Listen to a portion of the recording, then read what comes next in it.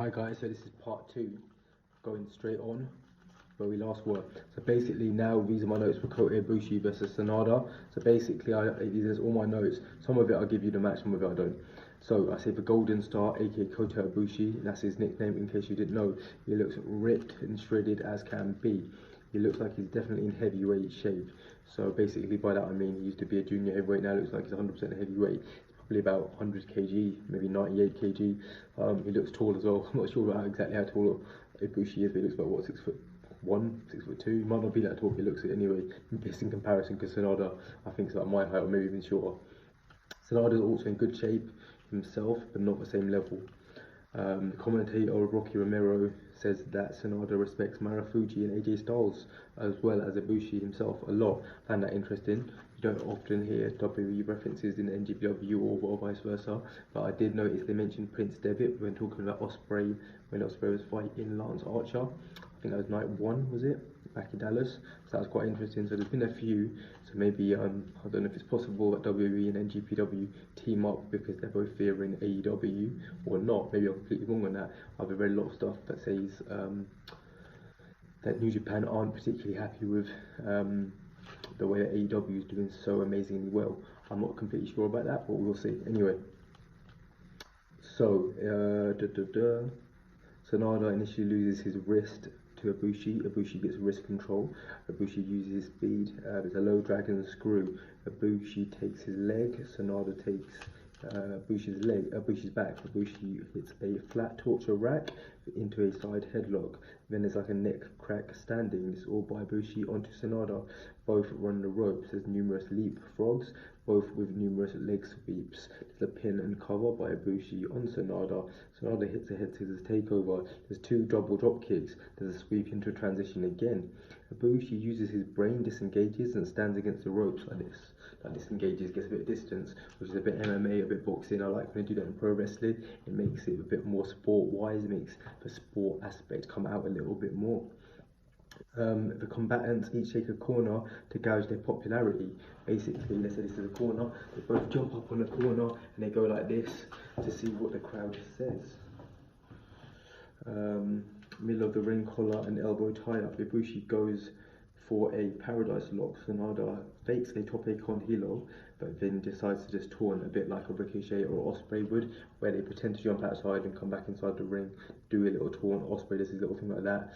Ricochet does his little thing like that. So yeah, Sanada basically does that. Ibushi hits a picture perfect top rope drop kick. Ibushi then hits a camel clutch, originated by the late great Gory Guerrero, father of Hector, Chavo Classic, and Eddie Guerrero. If you don't know that he originated camel clutch, now you do. Ibushi turns the camel clutch into a rear naked chokehold. Sanada with hard chops to break. Ibushi blocks and then parries some kicks. There's a standing moonsault by Ibushi onto Sanada. Sanada gets his knees up. There's a pescado by Sanada. Sanada brings Ibushi back into the ring because he gives a quick little ball outside. Back into the ring. Springboard and a running power slam, Randy Orton styling.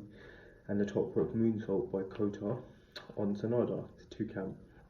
Sanada tries a victory roll, it's a reversal. Sanada blocks a kick, low drop kick to the knee. The low drop kick to the knee was originated by Sanada's mentor and its trainer, Keiji Muto, aka the Great Muta, one of the greatest wrestlers of all time, and definitely probably one of the top 2, top 3 Japanese wrestlers of all time. If you don't know about Keiji Muto, aka the Great Muta, please go look up some of his stuff on YouTube. I'm assuming all you guys are watching this do. He's amazing. I remember when I was a kid, Tajiri used to use the mist, and I was like, wow, that mist is so cool. But I found that Great Muta did it. Watched a few of his matches in WCW, and now on WWE Network, I watch a lot of Great Muta as well, as much as I possibly can. Let's get back to where I was, guys. Sorry. So Sanada blocks the kick, low drop kick to the knee by Ibushi. Ibushi double stomp to Sanada.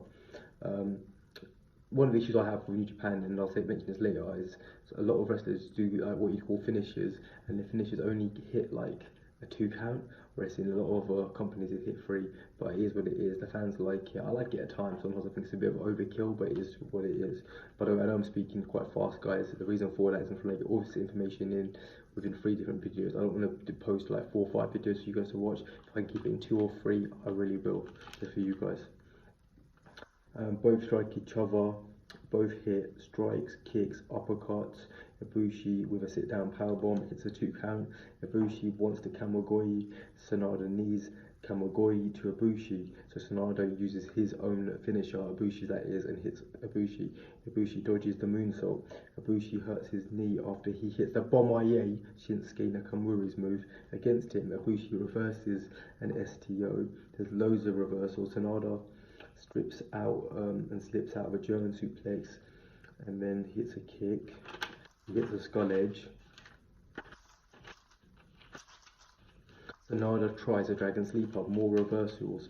Ibushi with a super kick. So far, this match is amazing. It's probably a 4.5 if you have to go by that match. Maybe 5 stars, depends on your preference. Ibushi hits the Bomaye, only a 2 count, guys, 2 count. Ibushi has the wrist, and it's a Kamigoye. 1, 2, 3. After the Kamigoye and after the Bomaye, Ibushi wins. Finally puts out Sanada. Let's get into the final match of the night. Hopefully this won't take. Do you know what? I'll try to keep it. If I can keep it under 15 minutes, guys, I'll upload this in one. Whew. Okay, so this match was amazing. I'm going to criticize it before I start. The only things I didn't like was they gave too many finishes. Okada and Ospreay both they spammed too many finishes and kicked out too many finishes. That's my only issue. Apart from that, this match is at least 5 stars. Please go and watch it. I'm going to plug it before the match goes on. This is Night 7 G1 Classic 2019. I'll say it again. New Japan Pro Wrestling Night 7 G1 Classic 2019. Okada versus Ospreay. That's William Ospreay, aka Will Ospreay, versus Kazuchika Okada, aka the Rainmaker. Guys, I know I'm pointing at you, a bit physical. I don't care. Go watch this match. If you're a wrestling fan, AEW, WWE, ECW, WCW, MLW, Ring of Honor, PWG, Progress Wrestling, ICW, Preston City Wrestling, I do not care. Please watch this match. It's 5 stars at least, maybe 6 stars. Will Ospreay versus Okada. Oh my god, this match is thrilling me. It thrills me. Let me get into it. Commentators say Okada is breathing rarefied air on the record he's got from last year's G1 Climax to this year's G1 Climax. They lock up. There's a bit of chain wrestling. Okada hits a crocodile roll. There's a wrist lock. There's Ospreay controlling Okada's head. Okada escapes and hits a hammerlock. Ospreay reverses with a hammerlock of his own. Okada with a drop toe hold. Head scissors by Okada. Tests of strength. Okada utilizes his Lucha Libre base. They back spin and managed to slip out of the hold which Will Ospreay had him in. Okada hits a shoulder tackle. Ospreay with a leapfrog. Ospreay with a high-flying flourish and then taunts. A bit like the one I was mentioning Ricochet doing earlier. Ospreay says come in. Okada comes into the ring. Ospreay with big chops. Ospreay goes onto the ropes. Okada hits a dropkick. Now Okada tells Ospreay to enter the ring. Okada with elbow to the back of Ospreay's surgically repaired neck. Okada slams Ospreay. There's a slingshot senton. Okada toys with Ospreay. Okada with chops and big strikes to Will Ospreay's neck area and trapezius area. Ospreay chops Okada 3 times. No damage. Okada hits a big hook. Like a big hook kind of strike on Ospreay. He lays Ospreay out immediately, which is funny, basically to show you you can hit me 3 times, it doesn't affect me. I can hit you 1 time, have you down. Ospreay with a strong vertical suplex and a springboard, a spinning springboard roundhouse kick to Okada. Ospreay with a phenomenal forearm, 2 count. Bit shocking. I put what the F, that should have been a 3 count, but it is what it is. Ospreay goes for a Stormbreaker. Okada reverses Ospreay with a mega chop. So this time he's actually dropped Okada, which goes back to the storyline. People always talk about NJPW and do they talk about stories in matches? Do they use psychology? Yes, they do. Earlier this match, Ospreay did 3 chops, couldn't take down Okada. Now he gets a 1 mega chop and he hits Okada. Okada goes to his knees. It's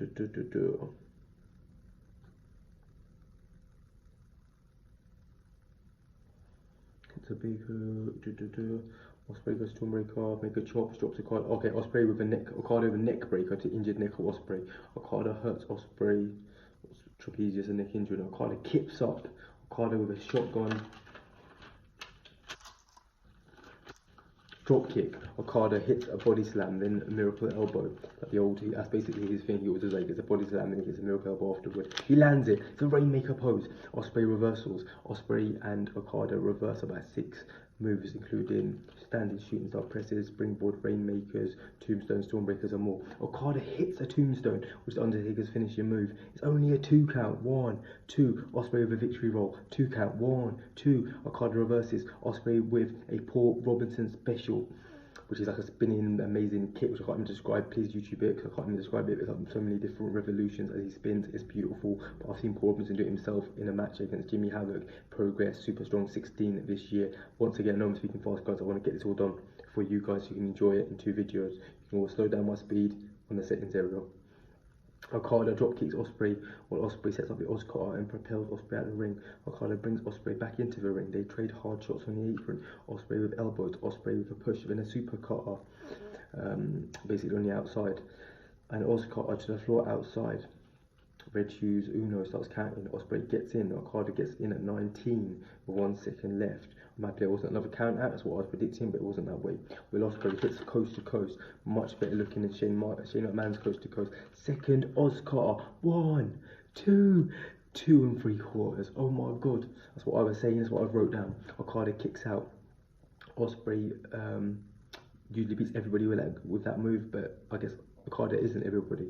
Ospreay goes for a super Oscar, which is exactly the move he defeated Shingo Takagi in the Battle of Super Juniors finale earlier this year, which is also John Moxley's debut. Super Oscar has been jumped off the top rope into like a Oscar, aka kind of like an RKO or a diamond cutter, if you will. Okada reverses into a German suplex and hits the picture perfect dropkick himself, much like Ibushi's earlier, possibly even better. Probably is Okada with the best dropkicking game in my opinion. Ospreay reverses a Rainmaker into a Spanish Fly. 1, 2, 2.5, not 3. Kick out. Ospreay hits a top rope shooting star press. 1, 2, just 2. Ospreay with a Stormbreaker. Then there's loads of reverses. You couldn't pin because it was reversals. Okada hits Ospreay with a tombstone, and then Ospreay hits Okada with a tombstone. Ospreay with a hook kick. He spins, and then Okada hit Ospreay with like a spinning clothesline, aka a Rainmaker. Both go down, and then Okada picks him up with a second Rainmaker. Ospreay reverses the third, and then actually gets hit by a Rainmaker by Ospreay, and then he hits like a spinning clothesline. And then finally, he picks him up, and it's a 4th Rainmaker. So in a match, it took him 4 Rainmakers, guys. 4 Rainmakers by Okada, puts out Will Ospreay, and that's it. Wow, Okada hit 4 Rainmakers to win this match. Watch this match, 5 stars at least, possibly 6-star match. Let me know what you guys think. I'm pumped up. New Japan Pro Wrestling G1 Climax 2019, the best damn professional wrestling and in-ring excellence that you will see. If you want stories, go to AEW. If you want in-ring, go to New Japan. If you want both, please be like me, be a fan of both. New Japan Pro Wrestling and All Elite Wrestling, 2 best products in wrestling game right now. Cheers guys, hope you appreciate this video. Thank you.